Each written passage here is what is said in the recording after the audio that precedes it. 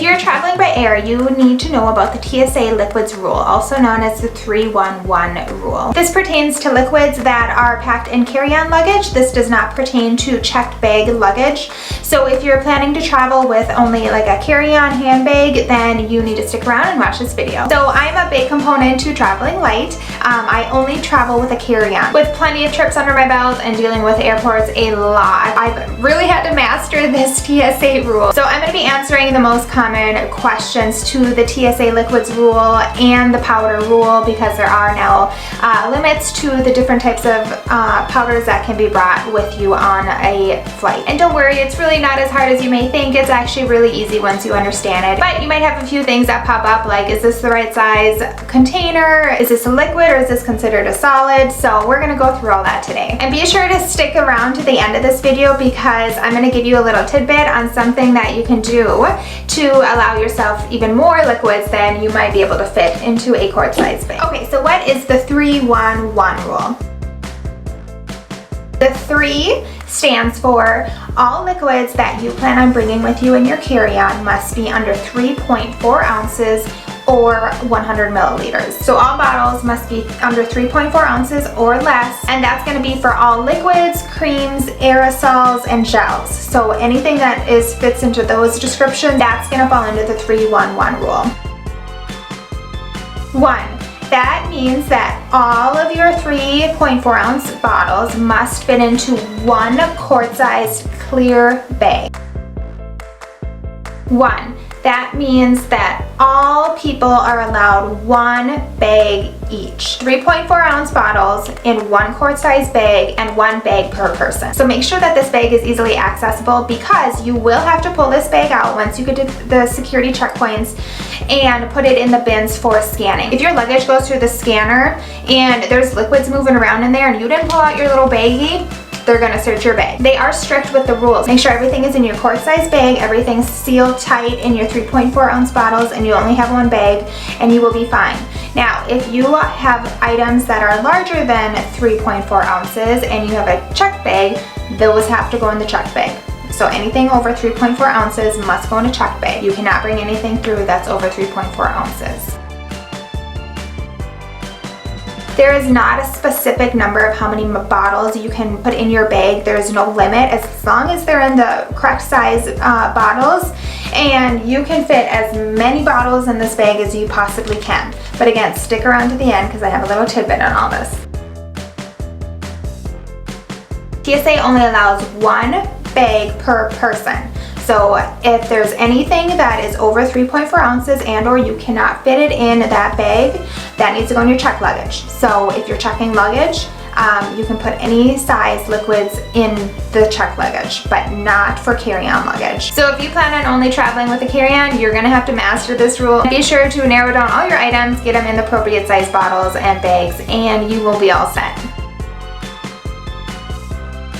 TSA has now implemented a powders rule. So any powders that are under 12 ounces, those can go in your carry-on bag. Typically you won't have additional screening for powders under 12 ounces. For example, powdered makeups and stuff, you won't have issues with those unless they see something funky on the screening process, of course. However, if you have more powders, such as maybe you're carrying protein powders or detergents or something that might be a larger volume than that, you can still bring that. However, they're going to have to do additional screening. So if you have any powders that are over the 12 ounces, you're going to pull it out just like you would your liquids bag. I recommend, if it's possible, keep it in its original case. If not, know that you will probably have additional screening, and don't be surprised if they confiscate it and you're not going to get that back. You can definitely try, but it could definitely be confiscated. So if you have like protein powders or some type of baby powders in larger volumes or something, and you don't want it to be confiscated, then I would say put it in your check bag. They are trying to get people to bring in those larger powders into check bags. So again, if you're only traveling with a carry-on, you would have to worry about that more. Otherwise, just put everything in your check bag and you should be fine. Now, there are a few items that are exempt from the liquids rule, and that is medications. So any liquids that are in liquid form or paste form or gel form, and if it's over the 3.4 ounces, you can definitely take that with you. However, you're gonna have to pull it out. I recommend, again, you know, keeping it in its original packaging if possible, and have the prescription label with you so you can prove that it is for medical reasons, because TSA will have to do additional screenings on that medication. Also, different ice packs or partially frozen items that are required to keep that medication cold, that's okay as well. Plus, other items that are medical necessities that are kind of involved with that would be like IV bags, pumps, and like syringes. So again, yes, if it's medical, it can be brought through security and or over the liquids rule, but just know it will have additional screening. And if you have any type of medication that maybe isn't allowed to go through a scanner, be sure to let the TSA officer know that, and they will screen it separately. The other exemption to the liquids rule is breast milk and formula. Again, these items just need to be placed separately into the bin. You don't have to have your child with you to prove that this is breast milk. That's not required, but it will have to be screened separately if you have larger amounts of breast milk or formula that are over the 3.4 ounce. So on TSA's website, they have a really great search tool that's right on their website. You can go in there if there's a specific item that you're just not sure what this is really considered. Is it a solid? Is it a gel? Or what it is. However, I'm gonna just go over some of the top items that I get asked about a lot. So again, be sure to go to the TSA's website directly, and you can definitely search out other items that you may have questions about. All of your basic toiletry items are allowed onto your carry-on luggage. So shampoos, conditioners, mouthwash, facial cleansers, whatever, you know, your standard toiletry items, those are allowed. And you are also allowed to have a razor and tweezers. So again, that is okay to have those in your toiletry items bag. Deodorants come in lots of different types of forms. So you got solids, you got the gels, and then you got aerosol deodorants. If you have solid deodorant, that does not have to go in your bag. So if you are one that uses like a gel-based deodorant and or an aerosol, then yes, you will have to pack it. So maybe for your travels, you should maybe think about possibly doing a solid deodorant, and then you don't have to worry about fitting that and taking up space in this bag. Bar soap is not considered a liquid, so you can definitely, again, like the deodorant, you can put that in your regular luggage. It's as long as it's in a solid form, you don't have to worry about putting that in your liquids bag. Toothpaste is considered a liquid because it's more gel-like. So yes, be sure to put your toothpaste into your liquids bag. I've done it myself. I forgot to put my toothpaste in my bag. I was actually in Paris when this happened, and they pulled me aside and went through all my luggage, tore it completely apart just for my little container of toothpaste. Yeah, don't make that mistake. Wet wipes, baby wipe, cleaning wipes, facial wipes, whatever type of wipes you have, those are not considered liquids by TSA. That can all be packed separately. You don't have to worry about putting that into your TSA bag. Yes, mascara is considered a liquid when you are traveling, so be sure to separate that out and put that in your liquids bag because it's gel-based. That would apply for the liquids rule. And that also goes for any liquid foundations, liquid creams, whatever type of makeup that you have that's more liquid, gel, or paste form, that would have to be applied to the liquids rule and must go in your quart size bag.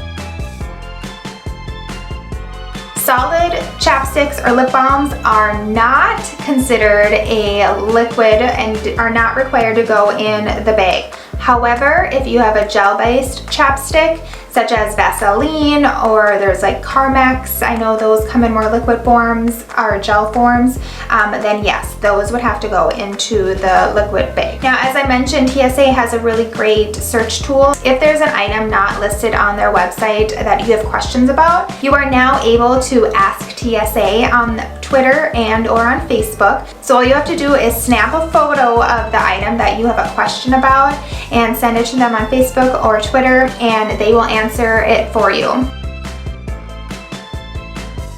Okay, so now I'm going to go over some different travel tips. I have mentioned some of these travel tips in my other video. However, I'm going to just go over them again. First off, I'm going to go back to toothpaste. So these are like your typical size toothpaste that you might find in the travel section area of stores, right? Now these little guys are really small. Now, You can go buy larger sizes of toothpaste. They make toothpaste that is under the 3.4 ounces that are in larger form. So you don't have to go spend $1 on this little guy when you can go get a large one that is under 3.4 ounces, and that's like maybe $1.50 or something. That way you'll have more toothpaste and it will last you a lot longer than those little guys.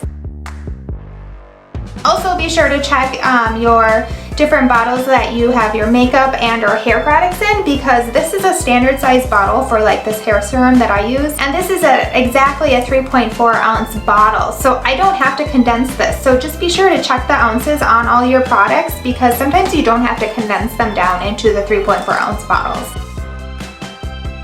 Now if you're like me and you like to have water, now remember, you cannot bring bottled water through if it's over the 3.4 ounces. However, you can bring frozen, solid frozen waters through.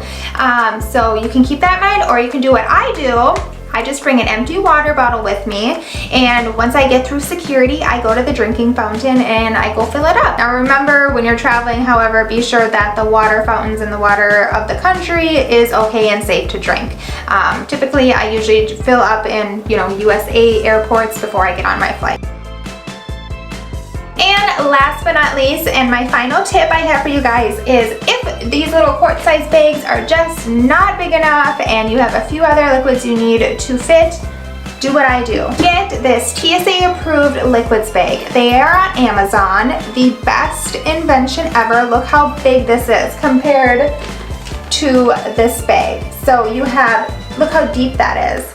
It's clear all the way around. You can stuff, look at all the liquids in this baggie compared to this, even though I haven't filled this one up. But you can get a lot more liquids in. It's more room to stuff littler bottles in. It has a zipper that goes all the way around, so it's completely closed. And it's clear, so TSA can identify all the products that are in your bag. I have went to Asia, Europe, throughout the US. Yeah, I've never had any issues using this, so I highly recommend it. It's an awesome bag to travel with, and you can fit so many more liquids in it.